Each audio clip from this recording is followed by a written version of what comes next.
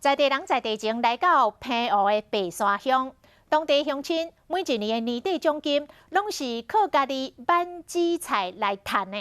但是今年拄着暖冬，产量比旧年较少，这大紫菜的价销每台斤起到12块左右。也有乡亲是家己打造挽紫菜的秘密的武器，来看因到底有啥物款的妙招。伫无头日的双手拢无停，这个网下来差不多有6分钟啊。买300位平湖县赤坎村的村民，透早就坐船到无人住的高波树去挽紫菜。这个网下巴是最专业的，我第一次来采。之前都是人家送给我，所以我亲心来采的。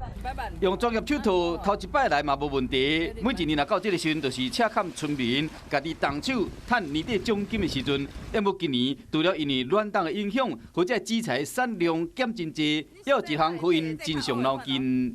要贵的垃圾哦，让有兴趣的人来进摊以后，顺便采紫菜，体会一下我们的野生紫菜。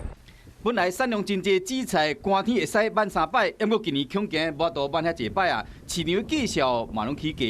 今年可能会较贵啦，今年可能若倒上盘的可能就差不多400至500，哦，若是大的可能都爱差不多11块至12块。